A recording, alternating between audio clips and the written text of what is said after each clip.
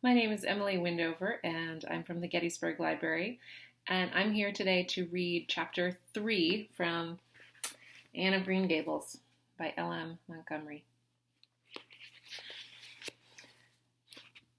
Chapter 3. Marilla Cuthbert is surprised.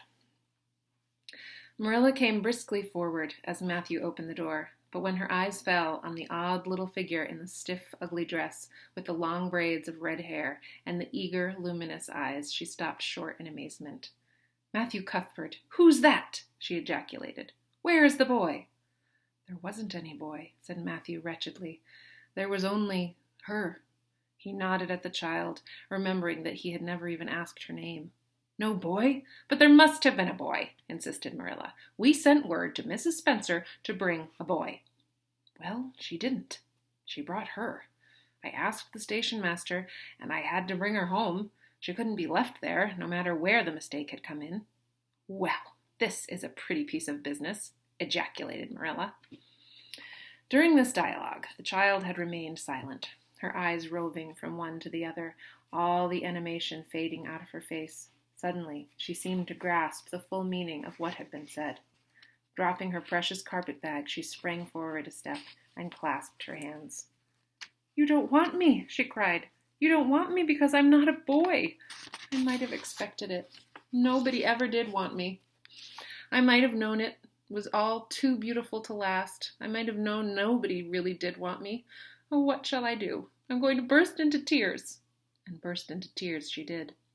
Sitting down on a chair by the table, flinging her arms out upon it, and burying her face in them, she proceeded to cry stormily. Marilla and Matthew looked at each other deprecatingly across the stove. Neither of them knew what to say or do. Finally, Marilla stepped lamely into the breach. Well, well, there's no need to cry so about it." "Yes, there is need." The child raised her head quickly, revealing a tear-stained face and trembling lips. "You would cry, too, if you were an orphan and had come to a place you thought was going to be home and found out they didn't want you because you weren't a boy. Oh, this is the most tragical thing that has ever happened to me." Something like a reluctant smile, rather rusty from long disuse, mellowed Marilla's grim expression. "Well, don't cry any more. We're not going to turn you out of doors tonight. You'll have to stay here until we investigate this affair. What's your name?" The child hesitated for a moment. "Will you please call me Cordelia?" she said eagerly. "Call you Cordelia? Is that your name?" "No, it's not exactly my name, but I would love to be called Cordelia. It's such a perfectly elegant name." "I don't know what on earth you mean. If Cordelia isn't your name, what is?" "Anne Shirley," reluctantly faltered forth the owner of that name. "But oh, please do call me Cordelia. It can't matter much to you what you call me, if I'm only going to be here a little while, can it? And Anne is such an unromantic name." "Unromantic fiddlesticks," said the unsympathetic Marilla. "Anne is a real good, plain, sensible name. You've no need to be ashamed of it." "Oh, I'm not ashamed of it," explained Anne. "I only like Cordelia better. I've always imagined that my name was Cordelia. At least, I always have of late years. When I was young, I used to imagine it was Geraldine. But I like Cordelia better now. But if you call me Anne, please call me Anne spelled with an E." "What difference does it make how it is spelled?" asked Marilla, with another rusty smile as she picked up the teapot. "Oh, it makes such a difference. It looks so much nicer. When you hear a name pronounced, can't you always see it in your mind, just as if it was printed out? I can. A-N-N looks dreadful, but A-N-N-E looks so much more distinguished. If you'll only call me Anne spelled with an E, I shall try to reconcile myself to not be called Cordelia." "Very well, then. Anne spelled with an E. Can you tell us how this mistake came to be made? We sent word to Mrs. Spencer to bring us a boy. Were there no boys at the asylum?" "Oh, yes, there was an abundance of them, but Mrs. Spencer said distinctly that you wanted a girl about 11 years old, and the matron said she thought I would do. You don't know how delighted I was. I couldn't sleep all night last night for joy.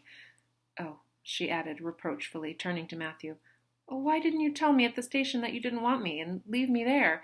If I hadn't seen the white way of delight and the lake of shining waters, it wouldn't be so hard." "What on earth does she mean?" demanded Marilla, staring at Matthew.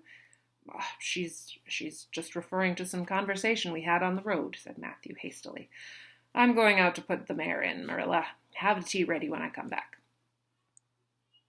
"Did Mrs. Spencer bring anybody over besides you?" continued Marilla, when Matthew had gone out. "She brought Lily Jones for herself. Lily's only 5 years old, and she is very beautiful. She has nut brown hair. If I was very beautiful and had nut brown hair, would you keep me?" "No, we want a boy to help Matthew on the farm. A girl would be of no use to us. Take off your hat. I'll lay it in your bag on the hall table." Anne took off her hat meekly. Matthew came back presently, and they sat down to supper. But Anne could not eat. In vain she nibbled at the bread and butter and pecked at the crabapple preserve out of the little scalloped glass dish by her plate. She did not really make any headway at all. "You're not eating anything," said Marilla sharply, eyeing her as if it were a serious shortcoming. Anne sighed. "I can't. I'm in the depths of despair. Can you eat when you are in the depths of despair?" "Well, I've never been in the depths of despair, so I can't say," responded Marilla. "Weren't you? Well, did you ever try to imagine you were in the depths of despair?" "No, I didn't." "Then I don't think you can understand what it's like. It's a very uncomfortable feeling indeed. When you try to eat, a lump comes right up into your throat, and you can't swallow anything, not even if it was a chocolate caramel. I had one chocolate caramel once 2 years ago, and it was simply delicious. I've often dreamed since then that I had a lot of chocolate caramels, but I always wake up just when I'm going to eat them. I do hope you won't be offended because I can't eat. Everything is extremely nice, but still I cannot eat." "I guess she's tired," said Matthew, who hadn't spoken since his return from the barn. "Best put her to bed, Marilla." Marilla had been wondering where Anne should be put to bed. She had prepared a couch in the kitchen chamber for the desired and expected boy, but although it was neat and clean, it did not seem quite the thing to put a girl there somehow. But the spare room was out of the question, for it was for such a stray waif, so there remained only the east gable room. Marilla lighted a candle and told Anne to follow her, which Anne spiritlessly did, taking her hat and carpet bag from the hall table as she passed. The hall was fearsomely clean. The little gable chamber in which she presently found herself seemed still cleaner. Marilla set the candle on a three-legged, three-cornered table and turned down the bedclothes. "I suppose you have a nightgown?" she questioned. Anne nodded. "Yes, I have two. The matron of the asylum made them for me.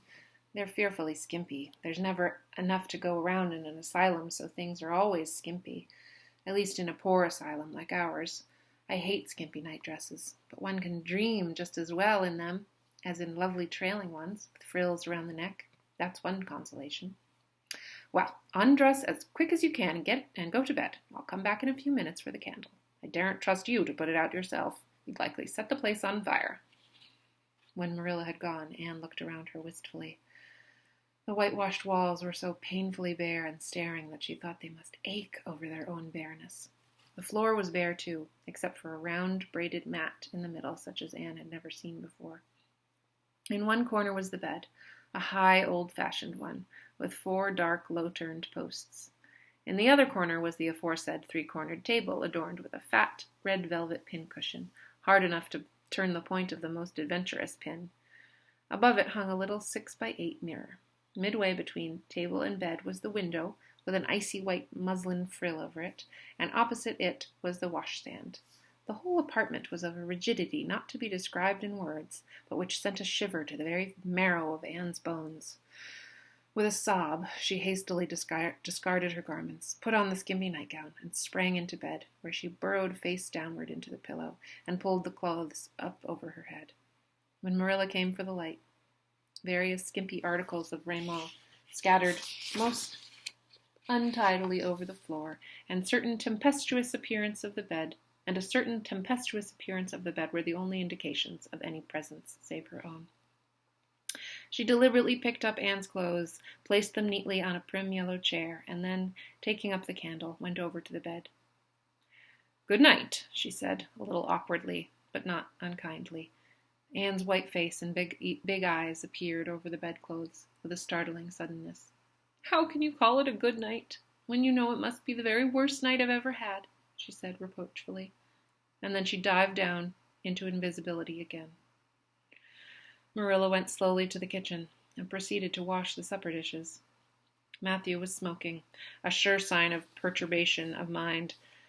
He seldom smoked, for Marilla set her face against it as a filthy habit, but at certain times and seasons he felt driven to it, and then Marilla winked at the practice, realizing that a mere man must have some vent for his emotions. "Well, this is a pretty kettle of fish," she said wrathfully. "This is what comes of sending word instead of going ourselves. Robert Spencer's folks have twisted that message somehow. One of us will have to drive over and see Miss Spencer tomorrow, that's certain. This girl will have to be sent back to the asylum." "Yes, I suppose so," said Matthew reluctantly. "You suppose so? Don't you know it?" "Well, now, she's a real nice little thing, Marilla. It's kind of a pity to send her back when she's so set on staying here." "Matthew Cuthbert, you don't mean to say you think we oughtn't to keep her?" Marilla's astonishment could not have been greater if Matthew had expressed a predilection for standing on his head. "Well, now, I suppose not exactly," stammered Matthew, uncomfortably driven into a corner for his precise meaning. "I suppose we could hardly be expected to keep her." "I should say not. What good would she be to us?" "Well, we might be some good to her," said Matthew suddenly and unexpectedly. "Matthew Cuthbert, I believe that child has bewitched you. I can see plain as plain that you want to keep her." "Well, now, she's a real interesting little thing," persisted Matthew. "You should have heard her talk coming from the station." "Oh, she can talk fast enough. I saw that at once. It's nothing in her favor, either. I don't like children who have so much to say. I don't want an orphan girl, and if I did, she isn't the style I'd pick out. There's something I don't understand about her. No, she's got to be dispatched straight away back to where she came from." "I could hire a French boy to help me," said Matthew, "and she'd be company for you." "I'm not suffering for company," said Marilla shortly, "and I'm not going to keep her." "Well, now, it's just as you say, of course, Marilla," said Matthew, rising and putting his pipe away. "I'm going to bed." To bed went Matthew, and to bed, when she had put her dishes away, went Marilla, frowning most resolutely, and upstairs in the east gable a lonely, heart-hungry, friendless child cried herself to sleep. And that was chapter 3.